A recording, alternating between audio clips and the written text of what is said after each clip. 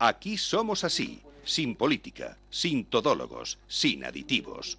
Con Rafael Cerro en Capital Radio. Yo he visto cosas que vosotros no creeríais.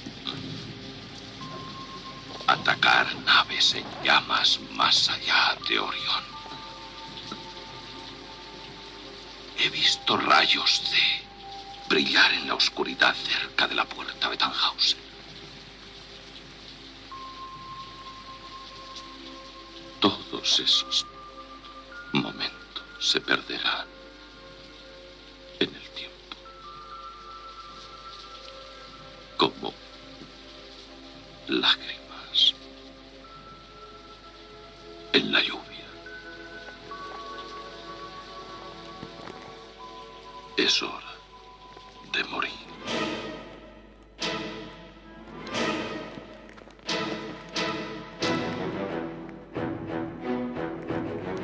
He visto a un periodista arriesgar, oponerse al vaticinio de políticos, insistir en hablar de uno muy poderoso, por ejemplo, Pío Cabanillas, cuando de arriba la jefatura le decía que no, que había que cortar.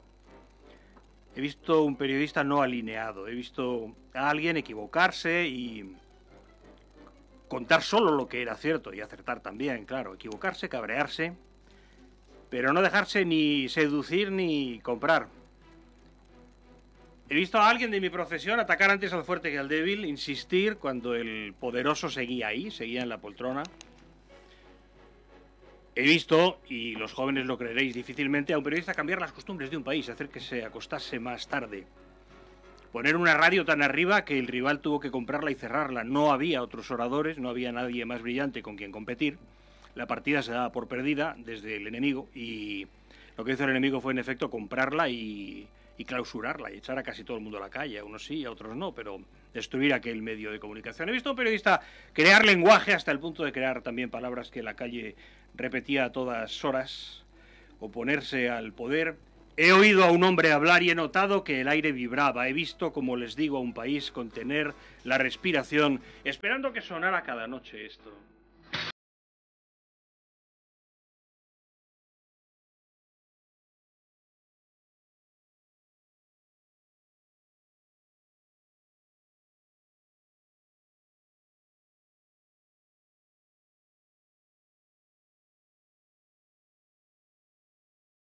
José querido, bienvenido, buenas noches. Una cadena de radio entera muerta de éxito, ¿esas cosas pasan?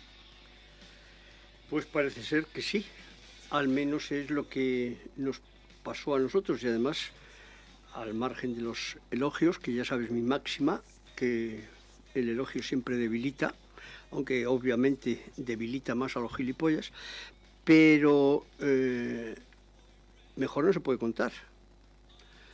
Comprar una cadena para cerrarla. Claro, si automáticamente decimos que era el imperio del monopolio, pues queda todo aclarado, el imperio Prisa. Sobre lo anterior, en cuanto a la adulación, en todas las historias hechas por psicólogos buenos y potentes sobre adulación está lo mismo. También la cosa tiene que estar en que el de arriba se deje adular, ¿no? ¿Cuántas veces lo habrán intentado, supongo, no? Uno es un pelota y al otro le gusta que le hagan la pelota. Los pelotas, yo no odio a nadie, yo soy católico practicante, aunque pecador, y no odio, pero sí se puede decir esta frase, me revientan los pelotas. Yo en mi equipo, que había repartidos por toda la geografía española 150 periodistas, con lo que ello conlleva, no conozco a un solo periodista, empezando por mí, que no se considere el ombligo del mundo, pero yo valoraba muchísimo más a los que decían jefe, hoy no, que a los que jefe todo está bien. Porque me revienta el pelota, huyo del mediocre. Y es una pena porque este país tiende, pero a pasos agigantados, a la mediocridad. ¿Por qué? Porque los que nos intentan gobernar sin éxito son mediocres. Y el mediocre siempre se rodea de mediocres. ¿Por qué?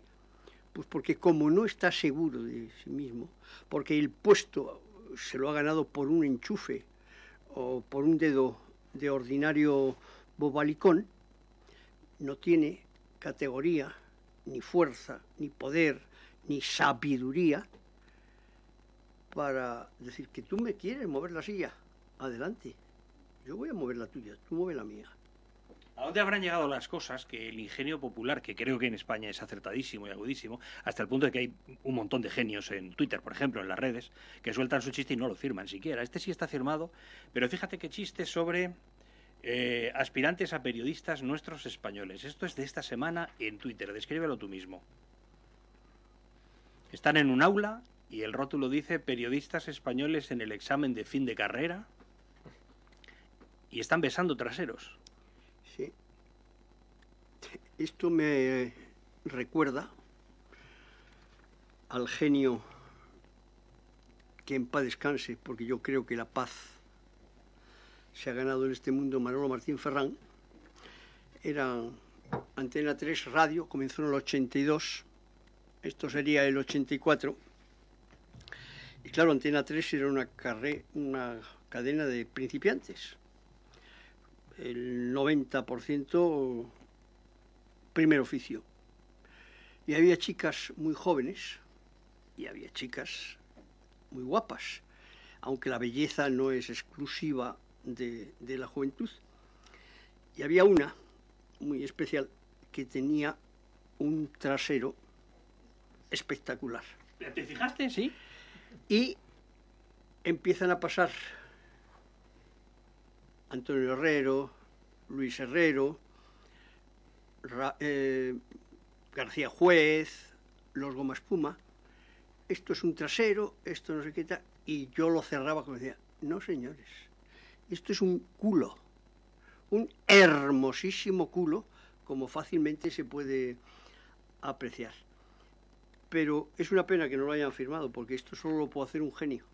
Lo tremendo es que el ilustrador es un señor de la calle, entiende que lo que tienen que saber los periodistas y la práctica última que tienen que hacer antes de salir a la calle ya titulados es eso, es besar traseros. Es una cosa alucinante. Es decir, la gente ha... Bueno, ahí no está muy claro si besan o comen, pero es exactamente igual. Sí, pero algo de eso están haciendo. Y luego cuando te refieres a lo de los mediocres, que sueles hacerlo, la otra idea es esta es de José Ingenieros, que es el gran estudioso del tema.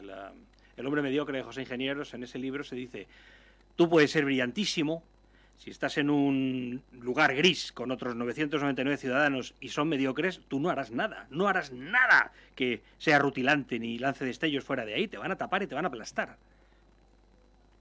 ¿Uno solo brillante puede hacer algo? Yo soy tremendamente positivo y siempre creo que no se debe tirar la toalla. Es complicado, es difícil nadar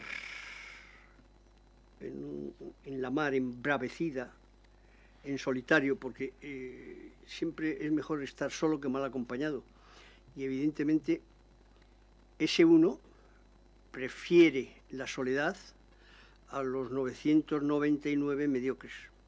Siempre tuve la impresión de que cuando hizo eclosión Antonio Herrero, muy joven todavía, sentiste una cierta sensación de respiro, había alguien más. ¿Eso fue así o fue solo impresión mía? No, fue así. Bueno, no había... había mucha gente más. Había gente muy joven, pero había mucha gente con imaginación, con unas ganas tremendas de trabajar. Y la prueba es que esa radio, no solo supervivió. Fíjate que empezamos porque la frecuencia modulada solo se utilizaba, por su gran calidad, para la programación musical. Y nosotros no teníamos otra. Empezamos con FM y pusimos al país a escuchar FM, al punto que el imperio del monopolio, diario El País, en su última página, no sé si fue un error, un desliz o que alguien no cuidó adecuadamente lo que se publicaba, que dijo: Antena 3 Radio ha agotado las radios de frecuencia modulada en España. Una de las personas que estaban en aquella radio era el presidente de Capital Radio ahora, Luis Vicente Muñoz. Una de las cosas que yo recuerdo que hizo fue hacer entender a la compañía y a Martín Ferrán e inaugurar así en España el tema de las secciones, el que tenía que haber una redacción de economía. Él podías tener 25 años, Luis Vicente. Sí, hola, 25 exactamente. 25 ¿Qué iba tiempos, 26. ¿Qué tiempos aquellos, sí, don Luis? Hicimos cosas que no existían en la radio, especializar a la gente. Bueno, tú fuiste muy pionero, ¿no? Especializando periodistas en tipos de deporte. Pero hay que significar una cosa.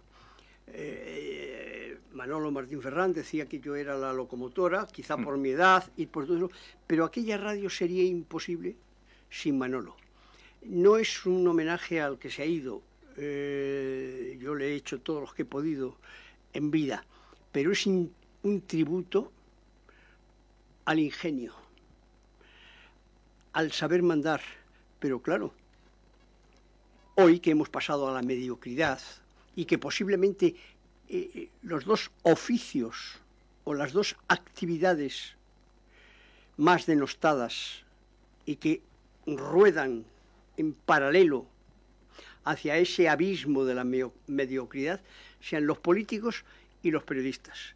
Y Manolo era todo lo contrario. Nosotros podríamos estar, Luis, Rafa, horas y horas hablando de eso. Cuando, por ejemplo, las radios comerciales no podían dar noticias, prácticamente no podían comentar. Hombre, yo pongo un ejemplo. Las figuras deportivas de entonces eran Amancio, Pirri, y yo tenía que 48 horas antes mandar a la censura las preguntas, hasta el tercer día que dije, bueno, esto es un absurdo. Y entonces le preguntaba a Amancio, ¿estudias o trabajas? Claro, el censor, imagínate lo que podía ser un censor, pero lo más grave de todo es que la censura estaba en el Ministerio de Información o Desinformación y Turismo.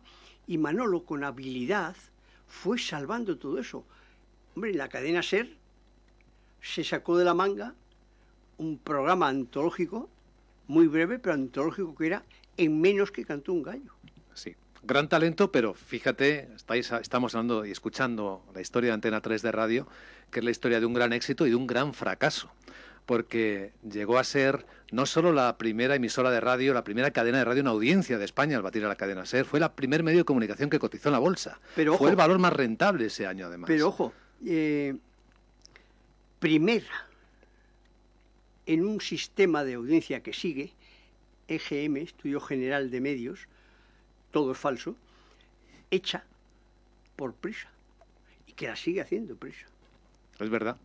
La pregunta es si hemos aprendido del fracaso o hemos, no sé si interiorizar o llamarlo de otra manera, aceptar que no es posible ganar en los medios de comunicación, es decir, que hay una imposibilidad de mantener la libertad como algo sostenible en un medio porque no es rentable. Pero no es rentable porque estamos sujetos a los avatares de empresarios que no son empresarios de la comunicación. Y estos empresarios tienen que entender que esta radio, Capital Radio, cualquier otra radio, no es una fábrica de vender chocolate, ni de vender zapatos. Es totalmente diferente. Pero claro, entramos en la publicidad, el patrocinio. Claro. Fíjate, cuando llega una crisis galopante en Estados Unidos, la publicidad no desciende, porque el empresario norteamericano piensa que la publicidad es una inversión. Y el empresario español, fíjate, lo que pasó, el abismo del 2007, entiende que la publicidad es un gasto. Y lo primero que hace es evitar el gasto. Y por eso, con buen criterio, y nosotros vivimos, acuérdate, aquella experiencia, hay que buscar. Pero aquello fue un éxito rotundo. ¿De qué valió? ¿Lo ha seguido alguien? Y hoy, dicho con toda la calma del mundo, ¿hay prensa libre? ¿Hay un sistema de prensa libre equiparable al de Estados Unidos? Yo diría que no. Pero más que si hay prensa libre o prensa amarrada, yo diría que no hay prensa. Así, de radical. No hay prensa. Hoy, periodismo es sinónimo de independencia, de pluralidad, de libertad. Bien, eso no existe. Hoy el periodista, hablo en términos generales, la excepción obviamente confirma la regla. El periodista hoy es simplemente el grande y el pequeño, en un medio gigantesco y en un medio chiquitito, con muchísimas excepciones. El periodista hoy solo es un propagandista. Y esto no empezó a pudrirse, José María, cuando las empresas, las grandes empresas, empezaron a convertirse en las propietarias de los medios de comunicación. Hoy ya ni eso, ¿eh? Hoy ya tienen sus propios medios de comunicación. Hay más periodistas trabajando para las empresas dentro que en los medios de comunicación. Mira, el problema está en... Hay algunas circunstancias. Inciden... El primer factor grave es el económico. Sin una economía independiente no puedes ser libre. Tienes que ejercitar el peloteo, la compensación, la mentira o la falsedad. Estás traicionando a tus lectores, a tus oyentes o a tus espectadores. Cojo los tres medios. Ya no hablamos nada de las redes sociales, donde ahí hacen periodismo los aficionados. Pero ¿qué sucede? El periodismo español tenía capacidad, tenía ingenio, sustituía la falta de libertad por el ingenio. ¿Por qué? Porque habían profesionales que lo habían mamado. Hoy la situación es dantesca porque la práctica totalidad de medios, a excepción de A3 Media y Mediaset, y estos por una barbaridad de José Luis Rodríguez Zapatero, después corroborada, ratificada por el muy perezoso Mariano Rajoy, deciden que Televisión Española renuncia a la publicidad. Entonces, a excepción de A3 Media y Mediaset, que están en un beneficio anual de unos 250 millones de euros, el resto, grandes, menos grandes y más enanos, están en quiebra técnica. El imperio del monopolio, el grupo Prisa, que es el grupo que más ayudas ha recibido de un gobierno. Antes decíamos que era del gobierno socialista, pero ahora el PP les ha salvado la vida. Bueno, gracias a la genialidad de una amiga mía, Soraya, la ex vicepresidenta. Entonces, el país ha llegado a deber 3.000 millones de euros. El mundo, 1.500. Y los otros ni están ni se les espera. Es un problema de competencia, ¿no? De falta de competencia o de Total. Oligopolio. Y luego, primer tema. Claro, si tu medio no es independiente, no quiero salvar a mis compañeros, pero ¿qué les puedes pedir a los periodistas? Es que hay compañeros que, aunque sean agnósticos, contemplan en la distancia un euro y cantan una misa. Independencia económica que es brutal. Segundo tema, gravísimo. Hay una crisis galopante de directores, de ejecutivos. No tienen ni puta idea. Les han puesto ahí porque les ha tocado en una tómbola o porque son más pelotas y ¿Cómo puede dirigir una radio un tío que no se ha puesto en su vida ante un micrófono? Yo recuerdo, yo he recorrido todo el arco radiofónico español. Me falta, pero todo se andará, Radio Taxi. Yo he estado en la SER, Antena 3, la COPE Onda Cero. y Onda Cero. Bueno, en Onda Cero nombra Telefónica a un director. Y llevaba una buenísima persona, un tipo educado, correcto. Y llega la Vuelta Ciclista a España de aquel año. Y yo me iba a la Vuelta. Y viene el director con un respeto, con una sumisión tremenda, y me dice, ¿me autorizas a que vaya 4 o 5 días con vosotros? Yo, coño, si tú eres el director, ¿cómo te voy a autorizar? Tendrás que autorizarme tú a mí a ir a la Vuelta, pero bueno, no digas bromas. ¿Y por qué quieres venir? Para ver cómo es eso. Claro, tú fíjate, aquella Onda Cero, lo que era, la programación que tenía, dirigido por un tipo que me apena hablar, pero que no sabía absolutamente nada. Yo me acuerdo cuando Luis María Ansón, Emilio Romero, estaban al frente de los periódicos. Repaso quién dirige hoy los periódicos. Vamos enseguida a ahondar en esa cuestión que plantea García también, si esto es más o menos una pirámide y los de arriba, los del poder político, son muy grises, ¿puede lo demás no ser gris? Estamos aquí ya dentro de un minuto. Aquí somos así, en Capital Radio, con Rafael Cerro.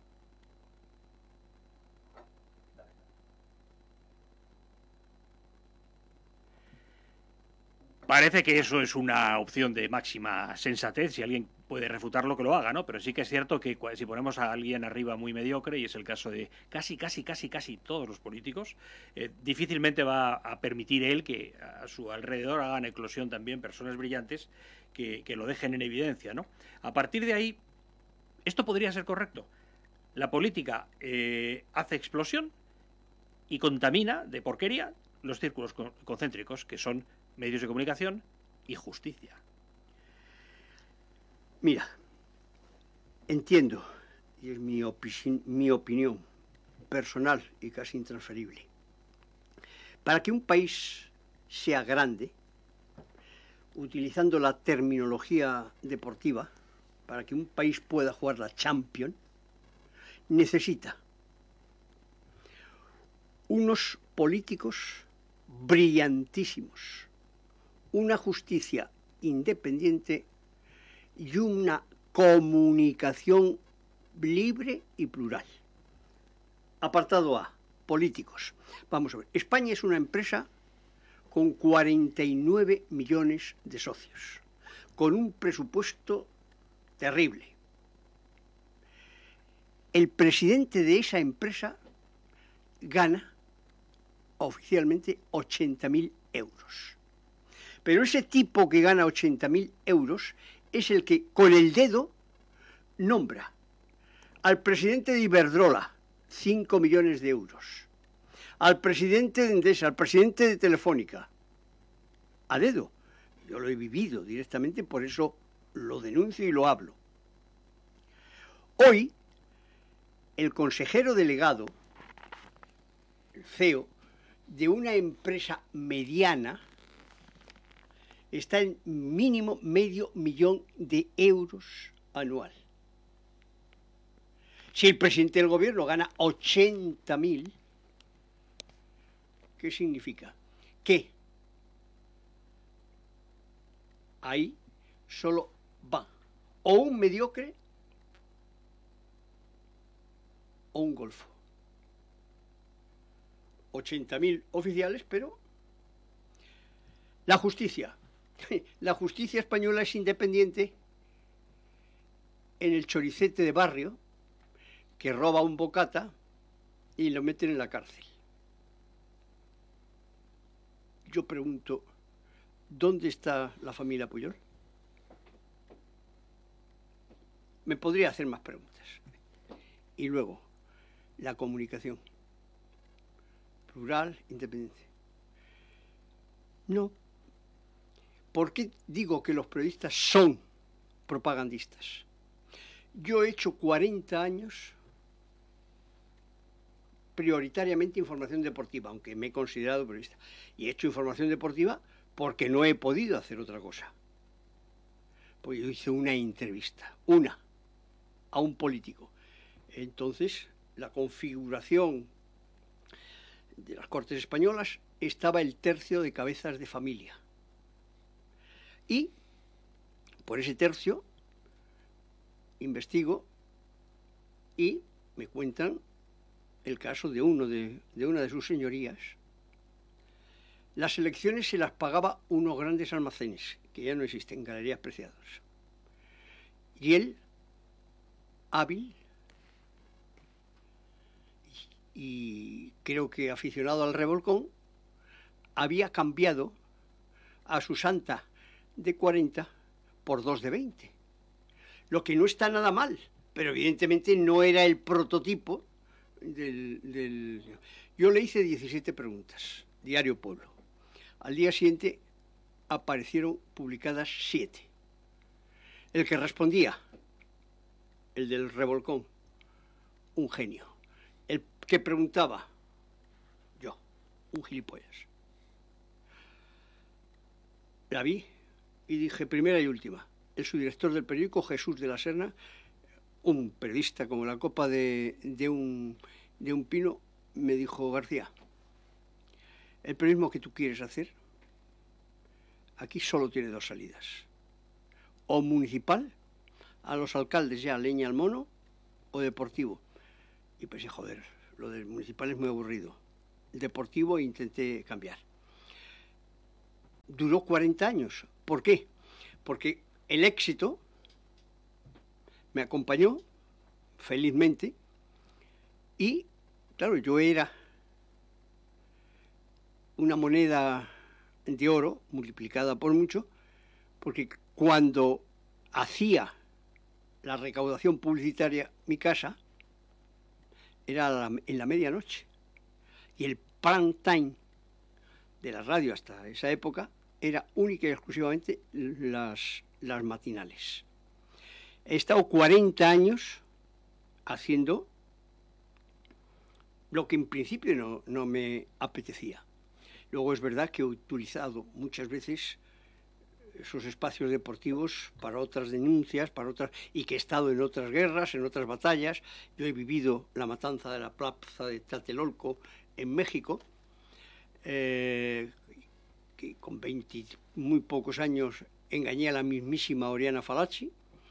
Engañé porque había vendido su sangre, fue ferida, como decía ella, en la balacera, y había vendido, lógicamente, una periodista de raza, su exclusiva.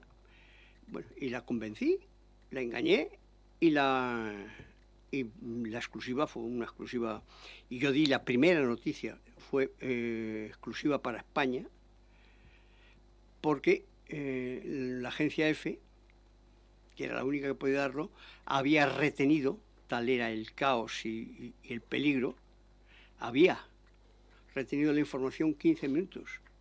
Yo recuerdo mi primera página en mi historia del diario Pueblo. Los muertos se amontonan. Pero después de 40 años, nadie sabe del equipo que es García o que ha sido García, ni en mi casa. A mí me han quemado en el estadio de Santiago Bernabéu. Un butano, me han quemado porque el presidente había pagado 1 millón de las antiguas pesetas, por eso. A mí me han declarado persona non grata en el Nou Camp. Entonces había un delincuente famoso, que era el Lute, y yo llegué al Nou Camp con más Guardia Civil que el Lute, y a pesar de eso, zarandearon el coche. En Burgos, mi pecado fue, hacía 15 días que no llovía y el campo estaba absolutamente embarrado, es decir, que habían regado el campo. Recuerdo que me tuvo que sacar la Policía Nacional como pudo y abandoné el plantío en las famosas lecheras hasta un hotel en las afueras. Entonces, pero hoy, no solo los periodistas deportivos, los periodistas políticos, tú has visto, hay una cadena de televisión que es una infamia, porque es el ejemplo, el arte de la manipulación, que es La Sexta, también conocida por La Secta. Bueno, pues en esa cadena hay, en esa cadena y en otras cadenas de radio, pero en esa cadena hay un programa los sábados por la noche que es una copia total de El Sálvame del Corazón. Políticas. Hombre, hay hasta 2 propagandistas que, siendo del mismo partido, se avienen a pelearse obedeciendo el guión. Claro, ¿qué sucede? Que es tremendamente rentable, porque la producción de 1 hora en prime time pues está muy por encima del 1.000.000 de euros, muy por encima. Pero claro, aquí juntas a 10, ellos que sean periodistas es lo menos importante, ellas que sean periodistas simplemente que chillen mucho.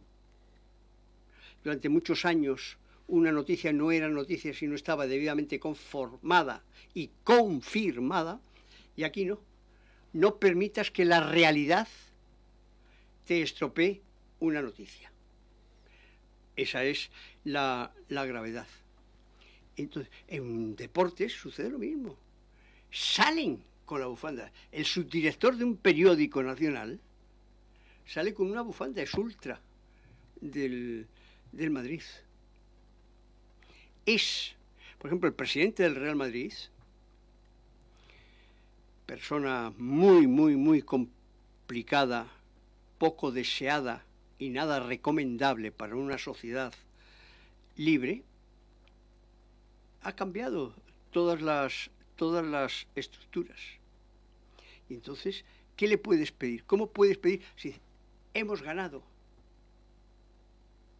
Yo pongo y grabo de vez en cuando una televisión, que es la televisión del Real Madrid. La primera aberración es quién concede esa televisión. Me han dicho que había sido el señor Soria cuando era ministro, porque en lo obligatorio para que te concedieran la televisión, concesión gubernamental, era la pluralidad. O sea, imagínate qué pluralidad. Bueno, yo veo partidos de benjamines, niños de 8 o 9 años, y yo soy el padre de uno de esos niños. Yo soy contrario a la violencia, pero un día me presento en esa emisora y le arranco las orejas a más de uno. Porque es que humilla. Va el Madrid ganando 11-0 y dicen gol y tarda un minuto el gol. Claro, Madrid tiene los mejores jugadores, gana 11, 12, 14, un partido que se gana 14, pero es que humillan a los chavales, a los niños, pero es que luego los humillan en los comentarios. Bueno, pues es todo así. Y fíjate, en política, ¿qué puedes esperar? Es el arte de diferenciar. Y luego hay otra cosa. Tú hoy coges un periódico, coges otro, y coges otro. Y aunque sea muy temprano, dices, coño, ¿qué habré tomado yo?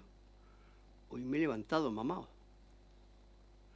era, en los tiempos que tú recuerdas y Rafa también, de la crítica taurina, donde los críticos taurinos cobraban porque ellos tenían que comprar las páginas a los periódicos y pagaban, las figuras pagaban más y los otros pagaban menos. Y tú ibas a una corrida de toros y leías la crónica de Gonzalo Betancourt, un amigo nuestro que ya ha fallecido, que era un tipo cultísimo, pero que había tirado por esa senda.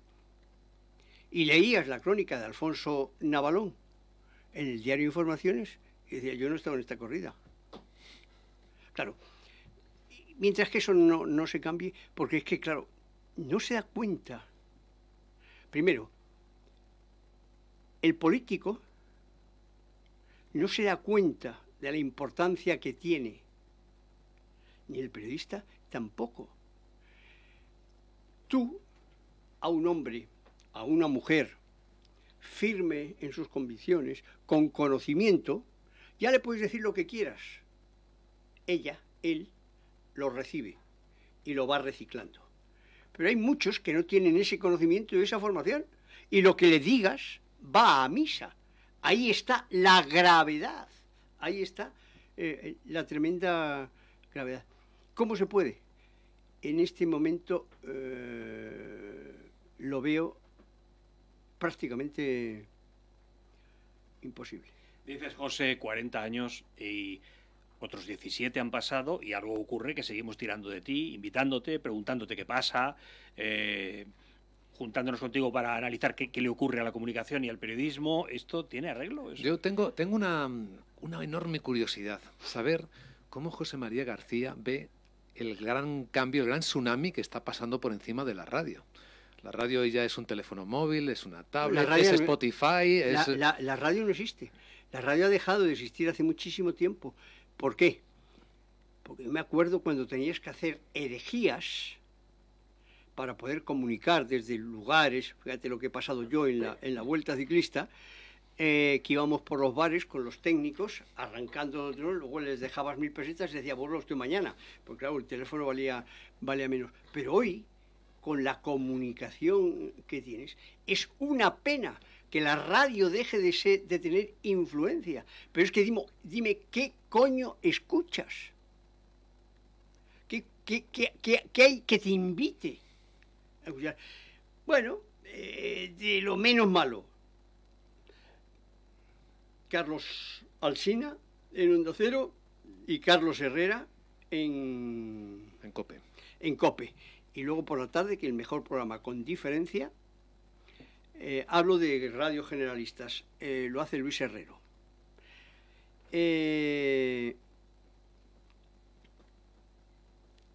Pero muy poca. En una radio que me da pena. Me da pena porque quiero mucho a Federico, quiero mucho a Luis, pero lo que fuisteis. Y muchísima gente en esta especie de historia interminable. Y lo que sois. José María, sigue. Hoy me estaba pidiendo varias personas. ¿Va a volver sí o no? La gente pregunta eso. No, pero es que, mira, yo he sido un privilegiado. Porque cuando yo llego, después de haber estudiado periodismo, a la radio, yo creo que hay 100.000 tipas y tipos y tipas, para que no nadie se sienta ofendido, mejores que yo. Yo tenía una voz, como decía Bernabéu, amariconada, entonces ahí solo triunfaba el de la voz engolada, aunque no dijese absolutamente nada, pero había que... más cultos. Yo no había pisado la universidad, aunque a mi padre le había engañado, y para mi padre yo estaba en segundo de Derecho, porque estudié periodismo en la Escuela de Periodismo de la Iglesia, pero porque las clases eran por la tarde. Y por la mañana yo ya trabajaba en el diario Pueblo. Y había miles de mejores que yo, más formados, con mejor voz, que hablaban mucho mejor, que construían muchísimo mejor. Pero si tú no eres tonto y tú enciendes la luz y apagas la luz y diriges un equipo, es muy difícil. Te pueden igualar, pero no superas. Dentro de un minuto volvemos. Última inserción de publicidad.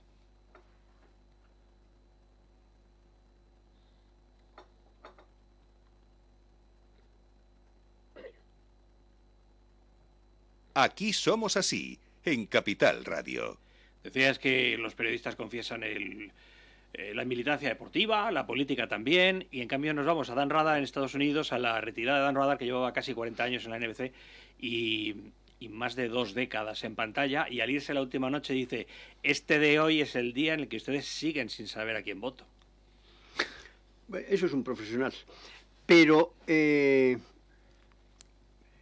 mira, te hablaba, respondiendo, volviendo al origen de la pregunta tuya o de Luis Vicente, no recuerdo ya, de si vuelvo o no vuelvo, que he sido un privilegiado.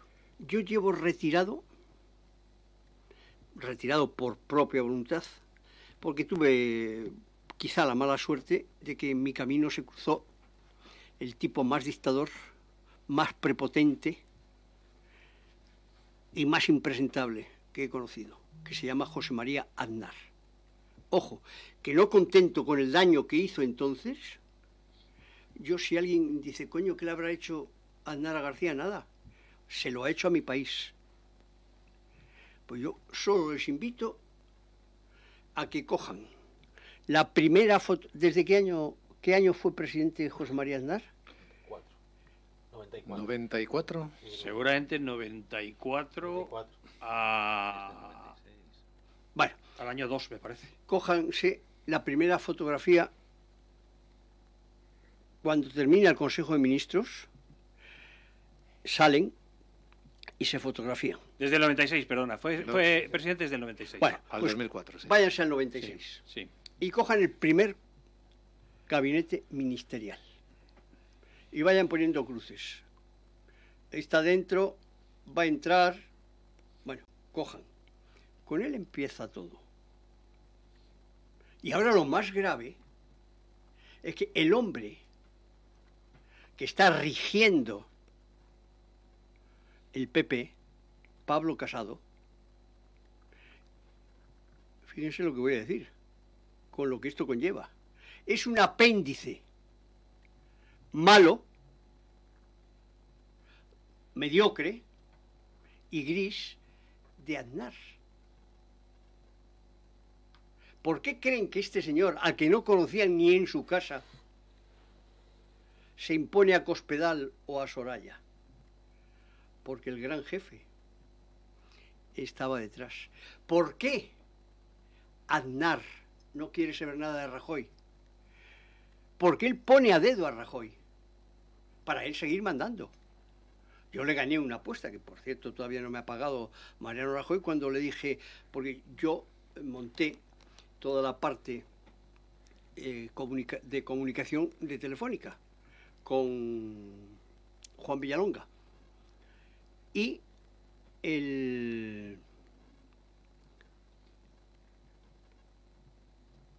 la primera piedra en el camino es, bueno, me reunía cada 15 días con Aznar en Moncloa y en la puerta estaba Mariano.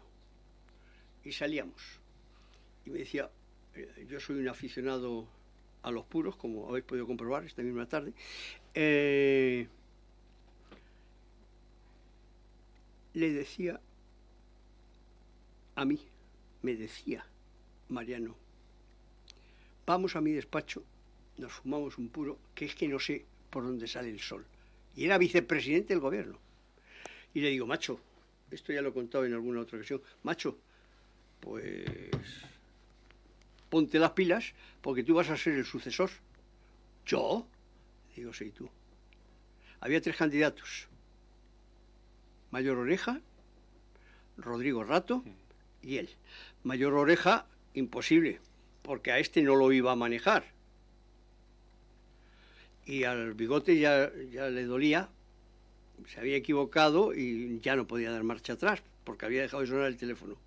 A Rodrigo no lo podía nombrar porque no había un medio de comunicación que no tuviese el dossier de la familia Rato, que por cierto está dentro.